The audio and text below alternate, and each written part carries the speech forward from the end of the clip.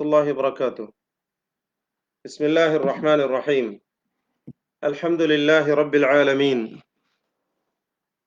والصلاة والسلام على أشرف الأنبياء والمرسلين وعلى آله وصحبه أجمعين ومن تبعهم بإحسان إلى يوم الدين. أما بعد. ബഹുമാന്യരായ സഹോദരന്മാരെ, സഹൃദയരായ ശ്രോതാക്കളെ,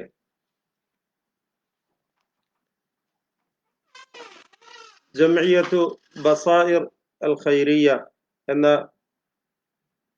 ദഅവ സംഘടനയും കുവൈറ്റ് കേരള ഇസ്ലാഹി സെന്ററും സംയുക്തമായി നടത്തിവരുന്ന ദൗറയിലാണ് നമ്മളിപ്പോൾ ഉള്ളത്. 3 ദിവസത്തെ ദൗറയാണ് ഇവിടെ നടക്കുന്നത്. 1-ാം ദിവസമായ ഇന്നലെ പലിശയെക്കുറിച്ചായിരുന്നു നാം സംസാരിച്ചത്. അതുമായി ബന്ധപ്പെട്ട പല കാര്യങ്ങളും നാം മനസ്സിലാക്കുകയുണ്ടായി. ഇന്ന് കൈക്കൂലി എന്ന ദുരാചാരത്തെക്കുറിച്ച് സംസാരിക്കുവാനാണ് എന്നോട് ആവശ്യപ്പെട്ടിട്ടുള്ളത്.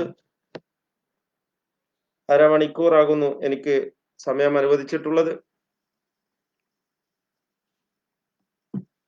ഇൻഷാ അല്ലാഹ് സമയത്തിൽ ഒതുങ്ങി നിന്നുകൊണ്ട് ഈ വിഷയവുമായി ബന്ധപ്പെട്ട പ്രധാനപ്പെട്ട കാര്യങ്ങൾ സൂചിപ്പിക്കുവാനാണ് ഞാൻ ആഗ്രഹിക്കുന്നത്.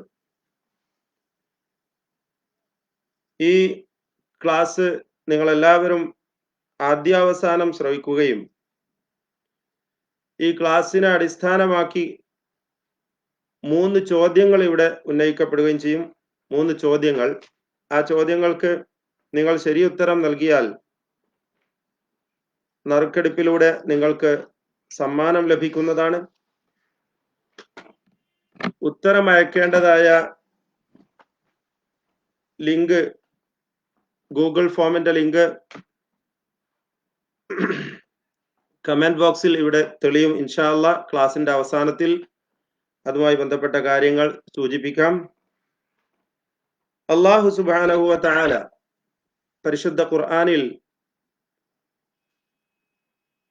നമ്മളോടായി ഉപദേശിക്കുന്ന ഒരു ഉപദേശം, യാ അയ്യുഹല്ലദീന ആമനു കുലൂ മിൻ ത്വയ്യിബാതി മാ റസഖനാകും വഷ്കുറൂ ലില്ലാഹി ഇൻ കുൻതും ഇയ്യാഹു തഅബുദൂൻ. ഹേ സത്യവിശ്വാസികളെ,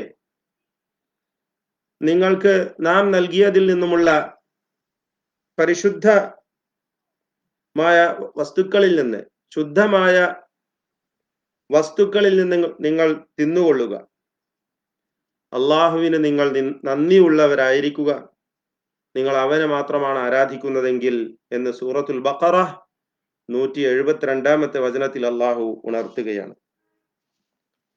ഈ വചനവുമായി ബന്ധപ്പെട്ട് നമുക്കൊരു ഹദീസ് ഈ അവസരത്തിൽ മനസ്സിലാക്കുവാൻ കഴിയും. ഇമാം മുസ്ലിം ഉദ്ധരിച്ച പ്രസിദ്ധമായ ഹദീസാണ്. അബൂ ഹുറൈറ റളിയല്ലാഹു അൻഹു നിവേദനം ചെയ്യുകയാണ്, റസൂലുള്ളാഹി സ്വല്ലല്ലാഹു അലൈഹി വസല്ലം ഇപ്രകാരം പറഞ്ഞു, ഇന്നല്ലാഹ തയ്യിബുൻ ലാ യഖ്ബലു ഇല്ലാ തയ്യിബ. നിശ്ചയം അല്ലാഹു പരിശുദ്ധനാണ്, അവൻ പരിശുദ്ധമായതല്ലാതെ സ്വീകരിക്കുകയില്ല. അല്ലാഹു പരിശുദ്ധനാണ്, അവൻ പരിശുദ്ധമായതല്ലാതെ സ്വീകരിക്കുകയില്ല. وإن الله أمر المؤمنين بما أمر به المرسلين.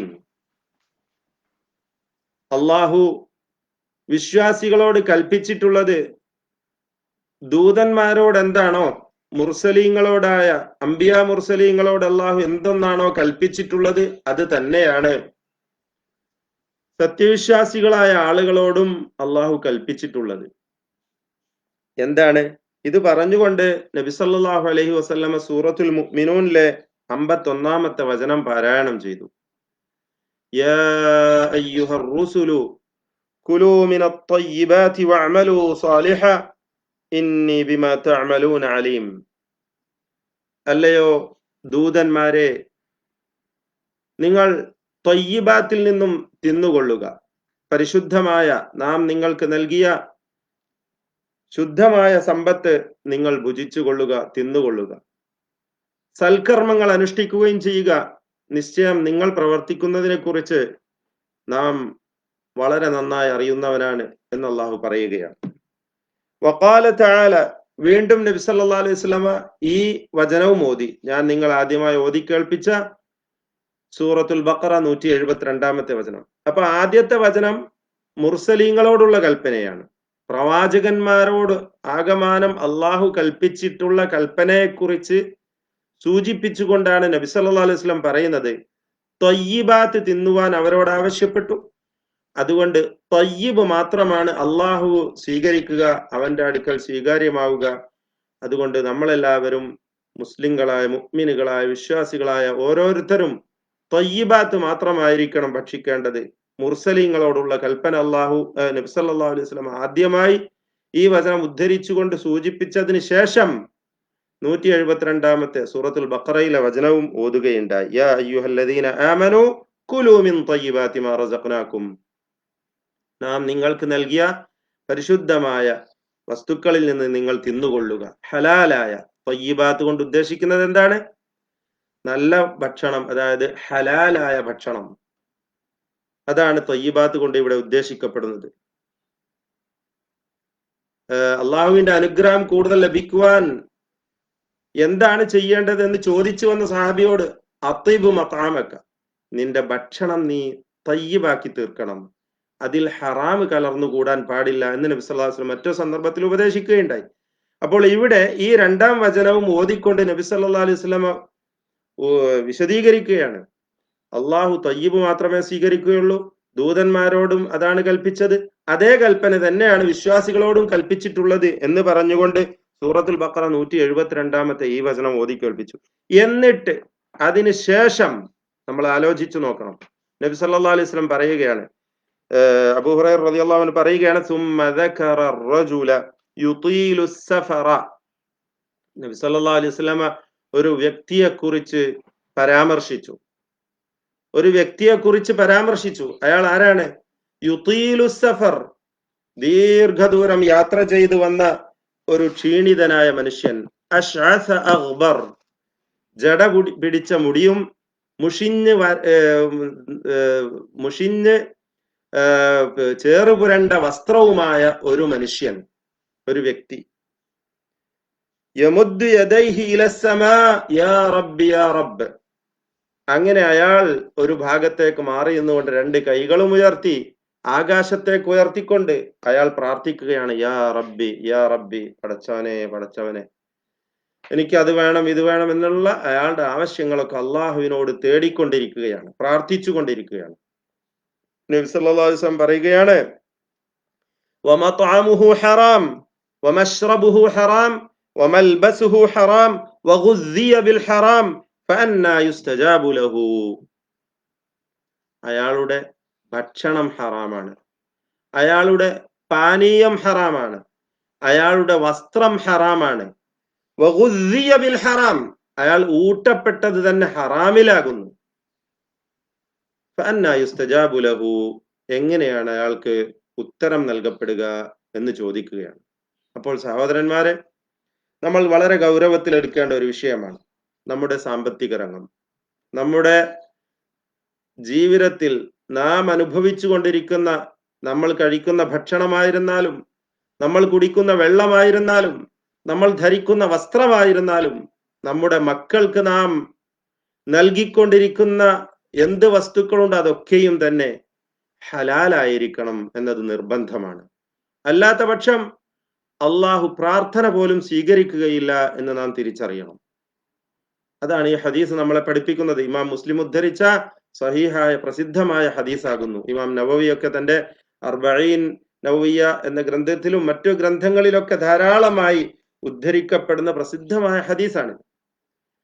അപ്പോൾ ഇവിടെ നിന്നുകൊണ്ടാണ് നാം ഇത്തരം ദുരാചാരങ്ങളെ, പലിശയായിരുന്നാലും അതുപോലെ കൈക്കൂലിയായിരുന്നാലും ഇതുപോലുള്ള ഉച്ചനീചത്വങ്ങളെ നാം മനസ്സിലാക്കേണ്ടത്.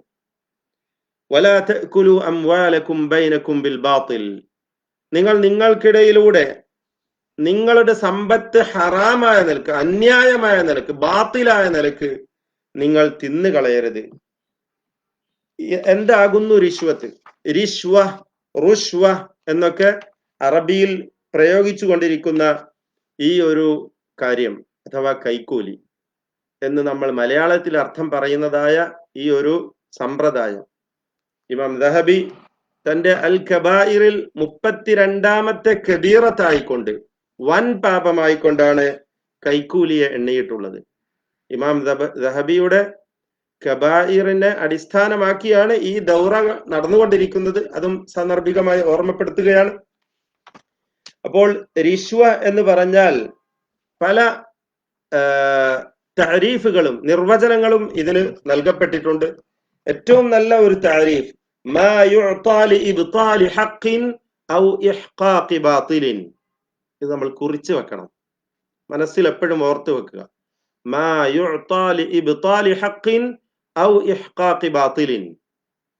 ഹഖായ, അർഹമായ, സത്യമായ ഒരു കാര്യത്തെ ബാത്തിലാക്കുവാൻ, ഒരു ഹക്കിനെ ബാത്തിലാക്കുവാനും ഒരു ബാത്തിലിനെ ഹക്കാക്കി മാറ്റുവാനും വേണ്ടി നൽകപ്പെടുന്ന വസ്തു. അത് ചിലപ്പം പണമാവാം, അല്ലെങ്കിൽ മറ്റു വല്ല ഹദിയ, നല്ല നല്ല പേരുകളാണ് ഇന്നൊക്കെ പറയാറുള്ളത്, ഇല്ലേ? ഇവിടെയൊക്കെ നമ്മൾ കേൾക്കുന്ന പേരുകള് ബഖ്ഷീഷ്, ഇക്രാമിയ, അങ്ങനെ പല പല പേരുകളുമാണ് ഈ കൈക്കൂലിക്ക് ആളുകൾ പറഞ്ഞുകൊണ്ടിരിക്കുന്നത്. ഹദിയ എന്നും പറയും. എന്ത് പേര് പറഞ്ഞാലും കൈക്കൂലിയാണോ, അതേത് സന്ദർഭത്തിൽ, ഏത് ആവശ്യത്തിന് വേണ്ടി, ഏത് സാഹചര്യത്തിൽ നൽകിയതാണ്? നിങ്ങൾക്ക് ആ വ്യക്തിയോടുള്ള സ്നേഹവും ബഹുമാനവും ഉള്ളതിന്റെ അടിസ്ഥാനത്തിൽ കൊടുത്തതാണോ? എന്നാൽ ഹദിയയാണ്. ഹദിയ കൊടുക്കാൻ റസൂൽ സല്ലല്ലാഹു അലൈഹി വസല്ലം പ്രോത്സാഹിപ്പിച്ചിട്ടുണ്ട്, അത് വേറെ വിഷയമാണ്. എന്നാൽ ഈ കൈക്കൂലി, ഒരു കാര്യം നമ്മൾ നേടിയെടുക്കുവാൻ, അനർഹമായത് സ്വായത്തമാക്കുവാൻ, അതുപോലെ മറ്റുള്ളവന്റെ അർഹത നിഷേധിക്കുവാൻ ഇന്ന് നൽകിക്കൊണ്ടിരിക്കുന്ന കൈക്കൂലി നാം സാർവത്രികമായി കണ്ടുകൊണ്ടിരിക്കുകയാണ് നമ്മുടെ കൺമുന്നിൽ. നമ്മുടെ നാട്ടിൽ വ്യാപകമായി നാം കണ്ടുകൊണ്ടിരിക്കുന്നു.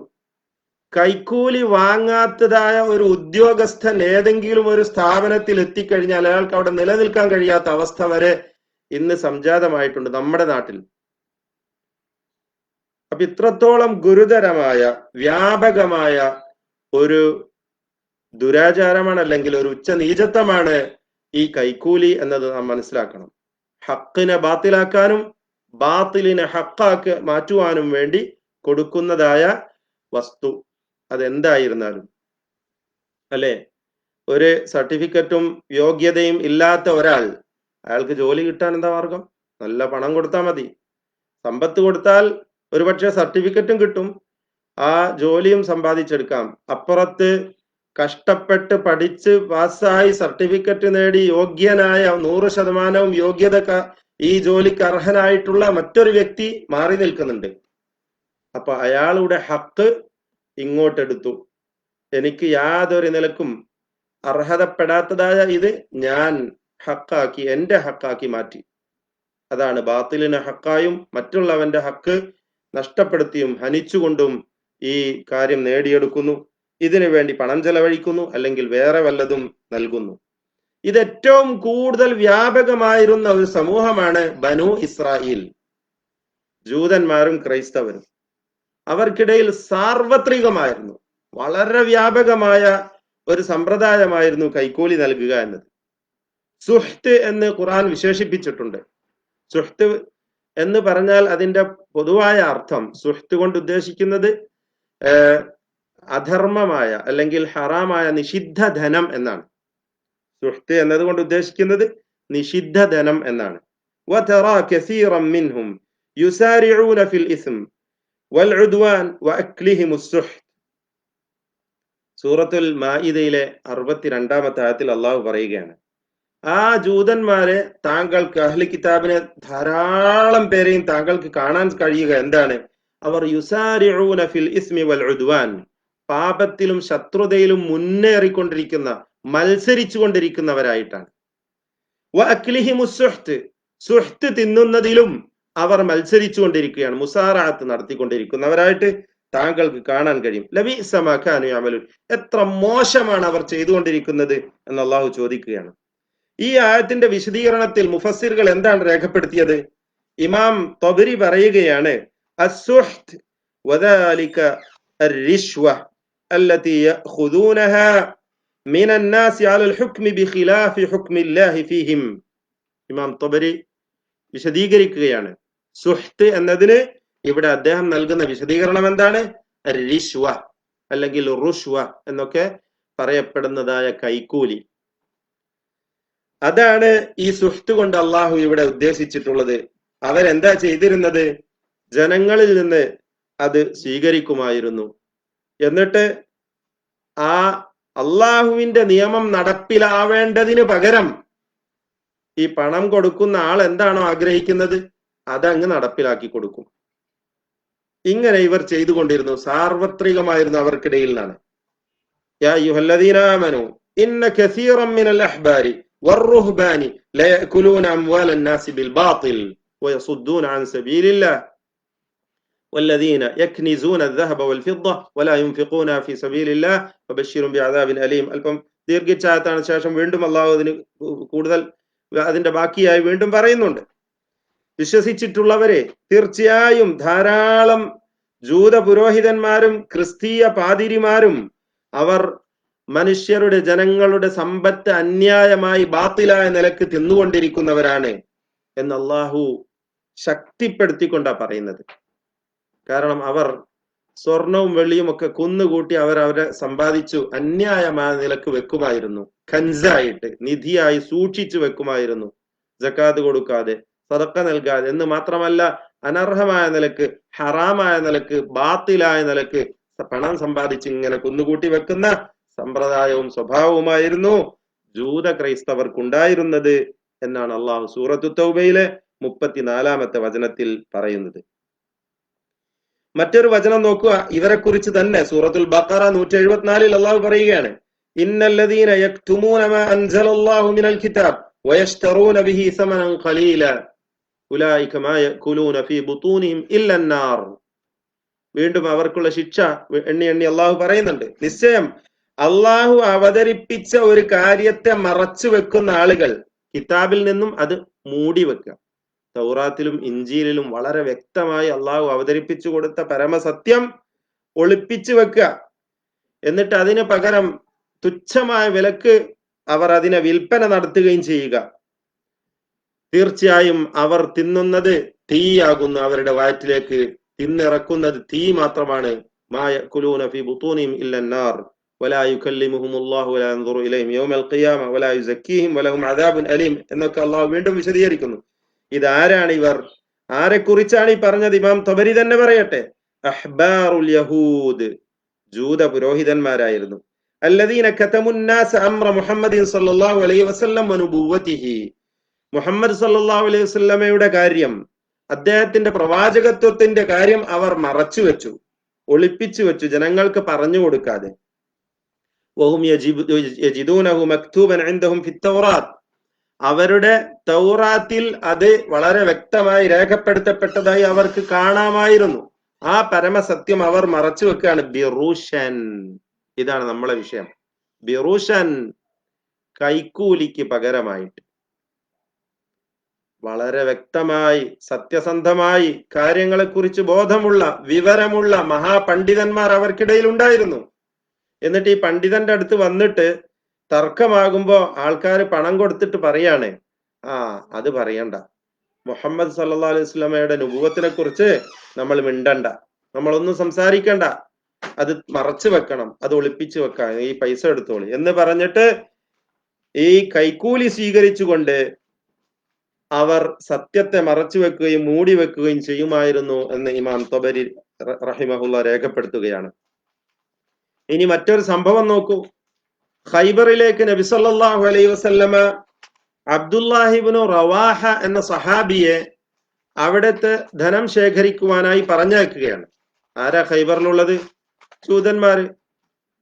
അവിടെ ഖൈബറിലേക്ക് ഈ സഹാബി ചെന്നുകൊണ്ട് അവരിൽ നിന്ന് കൃത്യമായ നിലക്ക് കണക്കനുസരിച്ച് ഓരോന്നും അവരിൽ നിന്ന് പണങ്ങൾ, അവരുടെ പണവും സമ്പത്തും വസ്തുക്കളും ഒക്കെ ശേഖരിക്കുവാനുള്ള സന്ദർഭത്തിൽ ഇവരെന്താ ചെയ്യുന്നതെന്നറിയോ? അവരുടെ ആ തനി നിറം അവിടെ കാണിക്കുക, ശരിയായ അവരുടെ ആ തനി സ്വഭാവം. എന്താ അവർ ചെയ്തത്? അവരുടെ പെണ്ണുങ്ങളടുത്തുനിന്നും കുട്ടികളടുത്തുനിന്നും ഒക്കെ കൂടി കുറെ സ്വർണം അങ്ങോട്ട് കൂമ്പാരമാക്കി കൂട്ടിക്കൊണ്ടുവന്നിട്ട് ഇദ്ദേഹത്തിന്റെ മുന്നിൽ വെച്ചു കൊടുത്തു. എന്നിട്ട് പറഞ്ഞു, ഇത് താങ്കൾ എടുത്തോളൂ, താങ്കൾ ഈ പണം എടുത്തോളൂ, എന്നിട്ട് കണക്കൊക്കെ അത്രയൊക്കെ മതി, അതൊക്കെ അങ്ങനെ മതി എന്ന് പറഞ്ഞുകൊണ്ട് ഒന്ന് കണ്ണടക്കാൻ ആവശ്യപ്പെടുകയാണ് അബ്ദുല്ലാഹിബിൻ റവാഹ റളിയല്ലാഹു അൻഹുവിനോട്. അദ്ദേഹം അങ്ങേയറ്റം കോപാകുലനായിക്കൊണ്ട് അവരോട് പറഞ്ഞു, നിങ്ങൾ ഈ ഭൂമിയിൽ ഏറ്റവും നികൃഷ്ടരാണ്, നീചന്മാരാണ്, എന്റെ മുന്നിൽ ഏറ്റവും നീചരായ സൃഷ്ടികളാണ് നിങ്ങൾ, നിങ്ങളോട് എനിക്ക് യാതൊരു മതിപ്പുമില്ല, ഇത് ഞങ്ങൾ തിന്നുന്നതല്ല, ഈ രീതി ഞങ്ങളുടേതല്ല, ഞങ്ങൾ ഇത് സ്വീകരിക്കുകയില്ല എന്ന് പറഞ്ഞുകൊണ്ട് അദ്ദേഹം അത് ശക്തമായ നിലക്ക് നിരസിക്കുകയും അവർക്ക് മറുപടി കൊടുക്കുകയും ചെയ്തു എന്നാണ് ചരിത്രം പറയുന്നത്. അപ്പൊ അവർക്കിടയിൽ നടമാടിയിരുന്ന ഒരു സമ്പ്രദായമാണ് ഈ കൈക്കൂലി കൊടുക്കുക. പണം കൊടുക്കുന്നവൻ കാര്യക്കാരനായി മാറുക. രണ്ട് ആൾക്കാർ വരും, രണ്ട് കേസ് പറയുന്ന രണ്ടാളുകൾ, അങ്ങനെ ന്യായാധിപന്റെ മുമ്പിൽ വരുന്ന, എന്നിട്ട് പരസ്യമായിട്ടാണ് പണം കൊണ്ടുവന്ന് മുന്നിൽ വെച്ചു കൊടുക്കുക. എന്നിട്ട് ഈ പണം കൊണ്ടുവന്ന ആൾക്ക് അനുകൂലമായി ന്യായാധിപൻ വിധി കൽപ്പിക്കുകയും ചെയ്യും. ഇതാണ് ജൂതന്മാർക്കിടയിൽ നടമാടിയിരുന്ന രീതി. അവരുടെ ചരിത്രത്തിൽ നമുക്ക് കാണാൻ കഴിയുന്നതാണ്. ഇത്തരം സമ്പ്രദായം നിലനിന്നിരുന്ന ഒരു സമൂഹമാണ് ജൂതന്മാർ, അഹ്ലുൽ കിതാബ്, ജൂത ക്രൈസ്തവർ. അതുകൊണ്ട് തന്നെ അള്ളാഹുവിന്റെ കടുത്ത ശിക്ഷക്കും പരീക്ഷണത്തിനും അവർ വിധേയരാകുകയുണ്ടായി. നബി സല്ലല്ലാഹു അലൈഹി വസല്ലം പറഞ്ഞു, ലഅന അല്ലാഹു റാശിയ വൽ മുർതശിയ വറായിശ. അള്ളാഹു കൈക്കൂലി കൊടുക്കുന്നവനെയും കൈക്കൂലി വാങ്ങുന്നവനെയും അതിന്റെ ഇടനിലക്കാരനായി വർത്തിക്കുന്നവനെയും മധ്യസ്ഥം പ്രവർത്തിക്കുന്നവനെയും ശപിച്ചിരിക്കുന്നു എന്ന് നബി സല്ലല്ലാഹു അലൈഹി വസല്ലം പറഞ്ഞു. അല്ലേ? കൈക്കൂലി കൊടുക്കുന്നവൻ എന്തുകൊണ്ടാണ് ശപിക്കപ്പെടുന്നത്? അയാൾ കൈക്കൂലി കൊടുക്കുകയാണ്, അയാൾക്ക് അർഹമല്ലാത്തത് നേടാൻ വേണ്ടിയിട്ട്. എന്തൊരു കാര്യത്തിനും കൈക്കൂലിയാ. നമ്മുടെ നാട്ടിൽ എന്തൊരു കാര്യം, ഒരു വീട് വെക്കാൻ വിചാരിച്ചാൽ സ്ഥലം അളവെടുക്കണം, അതിന് കൈക്കൂലി കൊടുക്കണം. അല്ലെ ഇന്ന ആള് വരണം, അതിന്റെ കാര്യങ്ങൾ നിർണയിക്കണം, അല്ലെങ്കിൽ ഇന്ന ഓഫീസിൽ പോയി അവിടെ പേപ്പർ വർക്ക് നടത്തണം, അതിന് കൈക്കൂലി വേണം. അങ്ങനെ എന്തെന്ത് വിഷയങ്ങൾ നിങ്ങൾ എടുത്തു നോക്കൂ, ഇല്ലേ?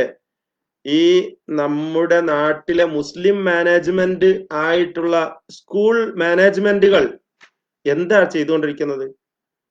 ഒരു ടീച്ചറെ, ഒരു അധ്യാപകനെ ആ സ്ഥാപനത്തിൽ നിയമിക്കണമെന്നുണ്ടെങ്കിൽ വലിയ സംഖ്യ കൈക്കൂലിയായിട്ട് ഇങ്ങോട്ട് വാങ്ങുകയാണ്. എന്നിട്ടാണ് അവിടെ നിയമിക്കുന്നത്. പലപ്പോഴും യോഗ്യതയില്ലാത്ത, ക്വാളിറ്റി ഇല്ലാത്ത അധ്യാപകരൊക്കെ ആ സ്ഥാനത്തേക്ക് കയറിപ്പറ്റിക്കൊണ്ട് എല്ലാം ഒന്നും കിട്ടാത്ത ഒരു വിദ്യാർത്ഥി സമൂഹമാണ് അവിടെ വളർന്നു വരിക. ഇതൊക്കെ നമ്മുടെ നാട്ടിൽ നടമാടുന്ന രീതിയാണ്. ലോകവ്യാപകമായിട്ട് എല്ലാ നാടുകളിലും നമുക്ക് കാണാൻ കഴിയും. മുനവ്വമത്തു ഷഫാഫിയ്യ അദ്വലിയ, ഞാൻ വിഷയം മാറി പറയല്ല, ഒരു മുനവ്വമ ലോകാടിസ്ഥാനത്തിൽ പ്രവർത്തിക്കുന്നുണ്ടെന്ന ഒരു സംഘടന, ട്രാൻസ്പെറൻസി ഇന്റർനാഷണൽ എന്നാണ്. അവർ നടത്തിയ പഠനത്തിൽ ധാരാളം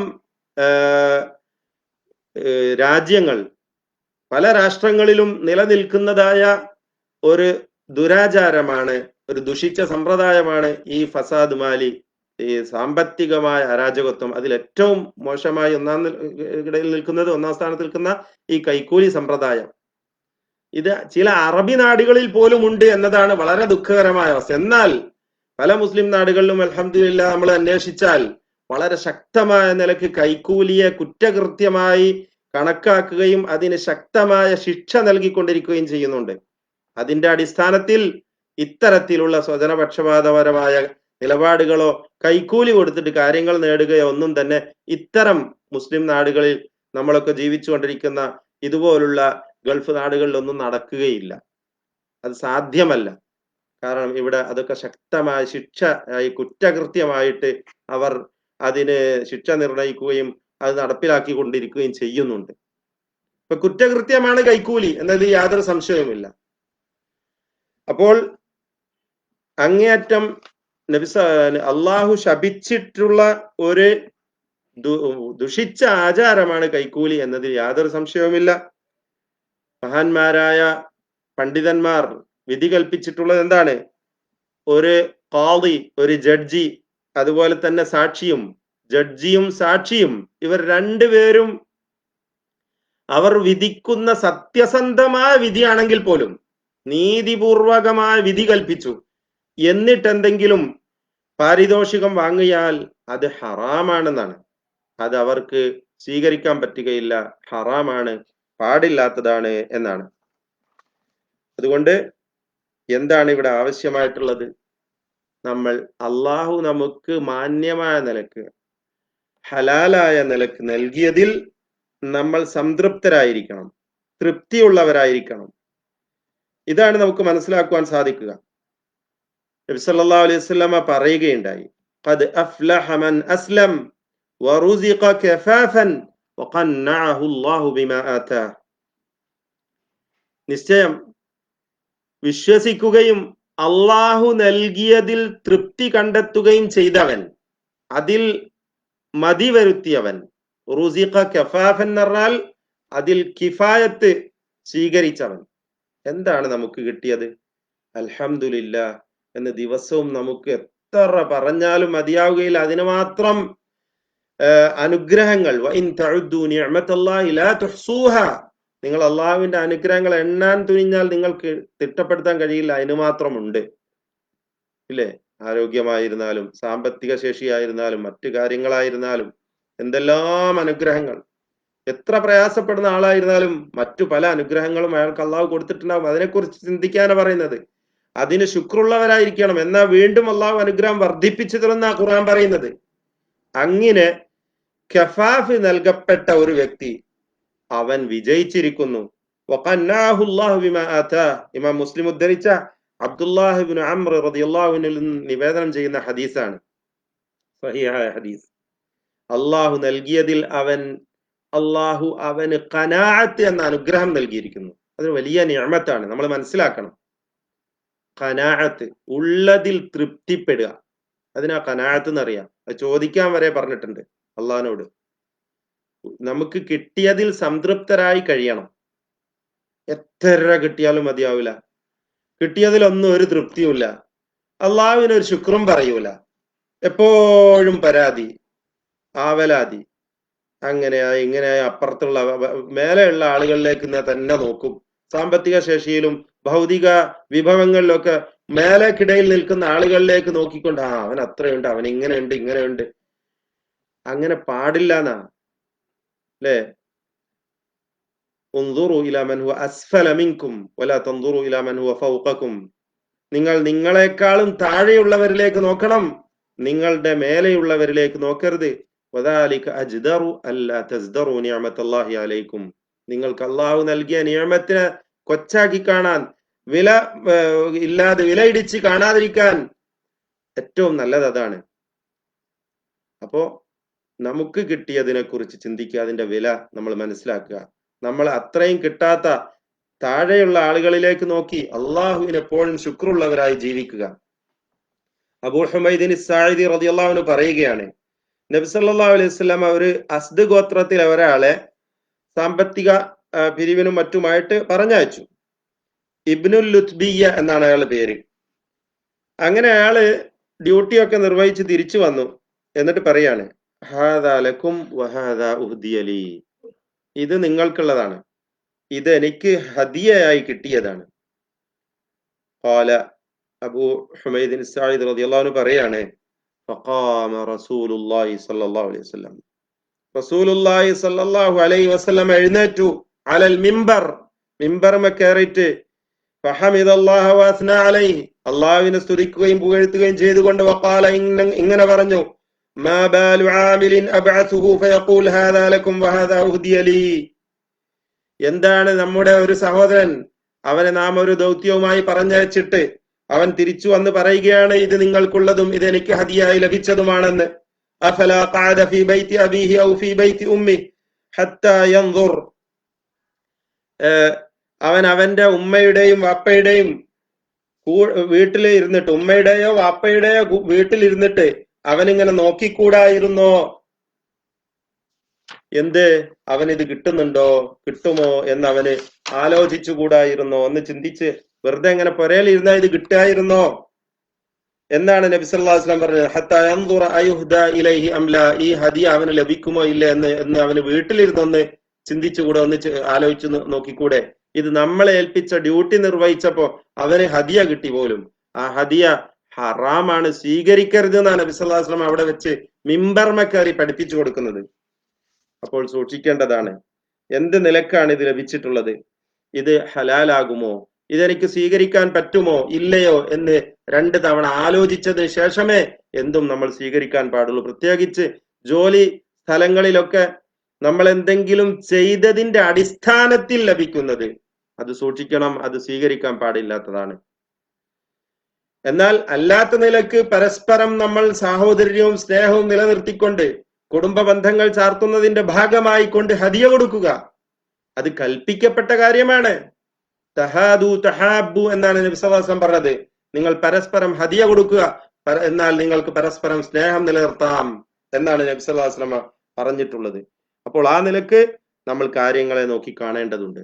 ഒരു കാരണവശാലും കൈക്കൂലിയുമായി നാം ബന്ധപ്പെടരുത്, കൈക്കൂലി കൊടുക്കരുത്, കൈക്കൂലി വാങ്ങുകയും ചെയ്യരുത്. എന്നാൽ ഒരാളുടെ അക്രമപരമായ നിലക്ക് അയാളുടെ അവകാശം ഹനിക്കപ്പെടുന്നു, അയാൾക്ക് അത്യാവശ്യമായ നിലക്ക് ദറൂറത്തിന്റെ സന്ദർഭത്തിൽ ഒരു കാര്യം സാധിച്ചെടുക്കണമെങ്കിൽ വല്ലതും കൊടുത്താൽ മാത്രമേ സാധിക്കുകയുള്ളൂ. അല്ലാത്ത പക്ഷം യാതൊരു നിലക്കും അയാൾക്ക് അതിന് അവസരമില്ല, അല്ലെങ്കിൽ അതിന് സാധ്യമല്ല. അത് പലപ്പോഴും നമ്മുടെ ജീവിതത്തിൽ സംഭവിക്കും, നിർബന്ധിതമായ സാഹചര്യം. ഇവിടെ ഷേഖ് ഇബ്നു ഉസൈമീനോട് ഈ ചോദ്യം ചോദിക്കപ്പെട്ടു. എന്താ ചോദിച്ചത്? ചോദ്യകർത്താവ് ചോദിക്കുകയാണ്, ഇബ്താലു ഹഖിൻ ഔ ഇഹ്ഖാഖു ബാത്തിലിൻ, ഒരു ഹക്ക് ബാത്തിലാക്കുകയോ ബാത്തിലിനെ ഹക്കാക്കി മാറ്റുകയോ മറ്റുള്ളവന്റെ അർഹതയെ ഹനിച്ചെടുക്കുകയോ മറ്റുള്ളവനെ ആക്രമിക്കുകയോ ഒന്നും ചെയ്യാതെ ആ നിലക്കുള്ള യാതൊരുവിധ അന്യായവും അല്ലാത്ത വിധത്തിൽ തൻ്റെതായ പൂർണ്ണമായ അർഹതയെ നേടിയെടുക്കുവാനും അതല്ലെങ്കിൽ ഒരു പ്രയാസം നീങ്ങിക്കിട്ടുവാനും വേണ്ടി ഒരാൾക്ക് ഇങ്ങനെ കൊടുക്കാൻ നിർബന്ധിതനായി തീർന്നാൽ എന്താണ് അതിന്റെ ഹുക്മ് എന്ന് മഹാനവർകൾ നൽകിയ മറുപടി, ഇവിടെ 2 വ്യക്തികൾ, ഒന്ന് അദ്ദാഫിഅ, രണ്ടാമത്തേത് അൽ മദ്ഫൂ ഇലൈഹി. ദാഫിആയ ദാതാവായ കൊടുക്കുന്നവനായ വ്യക്തി, മറ്റേത് മദ്ഫൂ ഇലൈഹി ആയ മറ്റേ വ്യക്തി. ഇവിടെ മദ്ഫൂ ഇലൈഹി ആയ വ്യക്തിയാണ് ശപിക്കപ്പെട്ടവനും കുറ്റക്കാരനും. ഇവൻ കുറ്റക്കാരനാവുകയില്ല എന്നാണ് അദ്ദേഹം നൽകിയ ഫത്വ. നമുക്ക് കാണാൻ കഴിയും, അദ്ദേഹം മാത്രമല്ല മറ്റു പല ഇമാമീങ്ങളിൽ നിന്നുമൊക്കെ നമുക്കിത് കാണുവാൻ സാധിക്കുന്നതാണ് ഈ ഒരു അഭിപ്രായം. അപ്പോൾ അത്തരം സാഹചര്യങ്ങളിൽ ഒരുപക്ഷെ നമുക്ക് നമ്മുടെ പൂർണ്ണമായ അർഹത സാധിപ്പിക്കുവാൻ നിലനിർത്തുവാൻ നൽകേണ്ടതായി വരുന്ന നിർബന്ധിതമായ ഇത്തരം സന്ദർഭങ്ങളിൽ അത് നമുക്ക് ഒഴിച്ചുകൂടാൻ പറ്റാത്തതാണെങ്കിൽ കൊടുക്കേണ്ടി വരും. അള്ളാഹുവിനോട് ഇസ്തിഗ്ഫാർ നടത്തുക. അത്തരം സാഹചര്യത്തിൽ ആ ഒരു സന്ദർഭത്തിലല്ലാതെ ഒരു കാരണവശാലും ഇത് കൊടുക്കരുത്, കൊടുത്താൽ ശപിക്കപ്പെട്ടവനായി മാറും എന്ന് നാം സൂക്ഷിക്കേണ്ടതുണ്ട്. അപ്പോൾ ഈ ഒരു സാഹചര്യത്തിൽ മദ്ഫൂ ഇലൈഹിയായ വ്യക്തി അവൻ കുറ്റക്കാരനാണ്, അവൻ അത് യാതൊരു നിലക്കും ഹലാലാവുകയില്ല, അത് അവന് തിന്നാൻ അർഹതപ്പെട്ടതുമല്ല. അതുകൊണ്ട് അവൻ അത് ഒഴിവാക്കേണ്ടതാണ്. തഖല്ലുസൻ ലാ തഖർറുബൻ, ഇന്നലെ നമ്മൾ പലിശയെക്കുറിച്ച് പറഞ്ഞതുപോലെ ഇമാം ഇബ്നു ഉസൈമീൻ പറയുകയാണ്, തഖല്ലുസൻ, അതിൽ നിന്നും മോചനം നേടുക എന്ന ഉദ്ദേശത്തോടു കൂടി എന്തെങ്കിലും ചെയ്ത് അങ്ങനെ വാങ്ങിപ്പോയ വല്ലവരും ഉണ്ടെങ്കിൽ അത് ഒഴിവാക്കണം. ലാ തഖർറുബൻ, അള്ളാന്റെ ഖുർബത്ത് സാമീപ്യം ആഗ്രഹിച്ചുകൊണ്ട് കൂലി കിട്ടുമെന്ന് വിചാരിച്ചിട്ടൊരു സദഖ ചെയ്യലായിട്ടല്ല, ഒരിക്കലും അത് കിട്ടുകയില്ല. അത് ഹറാമാണ്, സുഹ്താണ്, നിഷിദ്ധ ധനമാണ് എന്നതിൽ യാതൊരു സംശയവുമില്ല ആ വ്യക്തിയെ സംബന്ധിച്ചിടത്തോളം. അതുകൊണ്ട് നിരന്തരമായി അള്ളാഹുവിനെ ഭയപ്പെട്ട് സാമ്പത്തികമായ പരിശുദ്ധി കൈവരിച്ചവരായി ജീവിക്കുവാൻ നാം പരിശ്രമിക്കുക.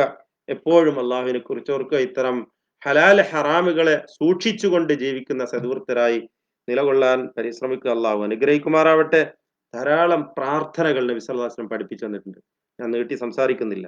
അല്ലാഹുമ്മ ഇന്നി അസ്അലുക ഇൽമൻ നാഫിഅ വറിസ്ഖൻ തയ്യിബ വഅമലൻ മുതഖബ്ബല. സുബഹി നമസ്കാരത്തിന് ശേഷം പ്രാർത്ഥിക്കാൻ നബി സല്ലല്ലാഹു അലൈഹി വസല്ലം പഠിപ്പിച്ചു തന്ന പ്രാർത്ഥനയാണ്. അള്ളാഹുവെ, നാഫിയായ ഇൽമിനെ ഞാൻ നിന്നോട് ചോദിക്കുന്നു. ആ ഇൽമുണ്ടായെങ്കിൽ മാത്രമേ സഹോദരന്മാരെ ഇത്തരം കാര്യങ്ങളിലെ ഹലാല് ഹറാമുകള് ശർഈയായ വിധികളൊക്കെ നമുക്ക് മനസ്സിലാക്കാൻ കഴിയുകയുള്ളൂ. നമ്മൾ ഇൽമു നേടണം, ഇൽമു നേടുന്ന മാർഗത്തിൽ പ്രവേശിക്കണം, അറിയാത്തത് അറിവുള്ളവരോട് ചോദിക്കണം.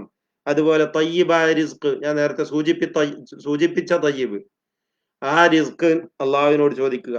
സ്വീകാര്യമായ അമൽ അള്ളാഹുവിനോട് ചോദിക്കുക. ഈ ചെറിയ പ്രാർത്ഥന, ഉമ്മു സലമ റളിയല്ലാഹു അൻഹ ഉദ്ധരിക്കുന്ന ഈ ഹദീസ്, ഈ പ്രാർത്ഥന നമ്മൾ നിരന്തരമായി പ്രാർത്ഥിക്കുക. അല്ലാഹുമ്മ ഇന്നി അസ്അലുക്കൽ ഹുദ വത്തുഖാ വൽ അഫാഫ വൽ ഗിന.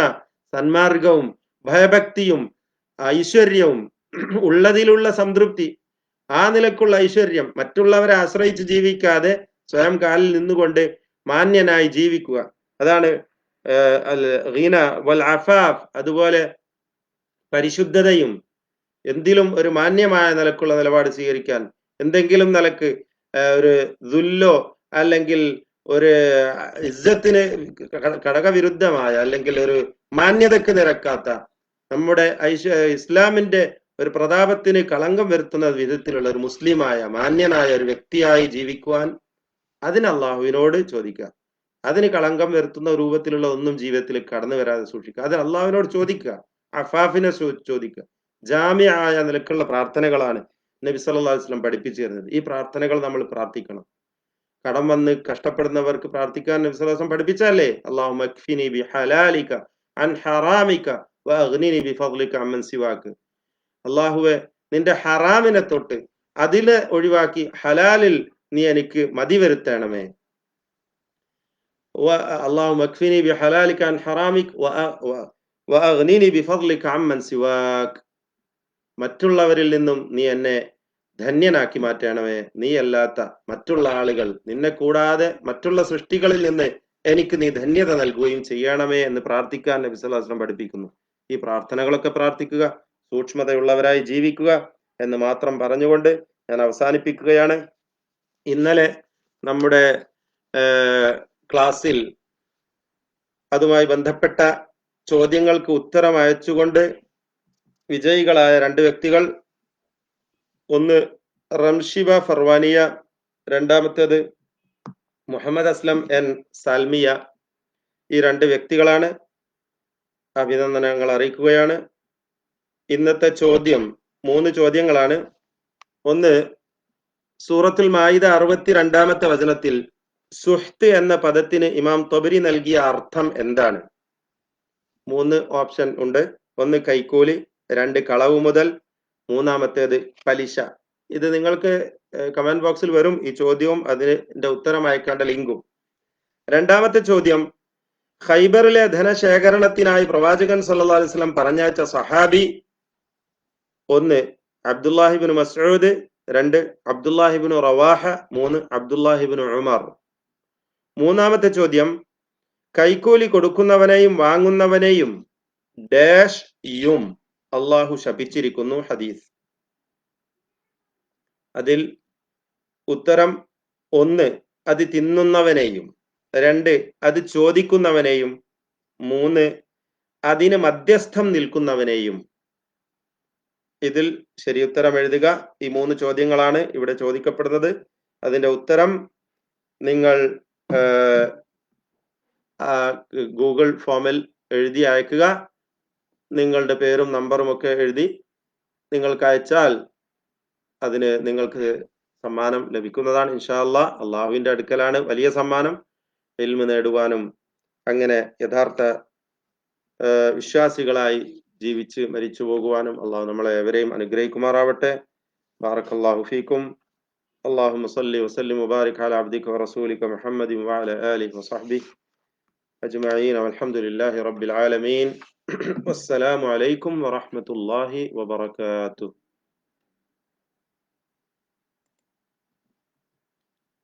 ഇവിടെ വാ, എൻ്റെ ഇത് പിന്നെന്താ ചെയ്യേണ്ടത്? സേവ് ചെയ്യണം അല്ലേ? ഓക്കെ.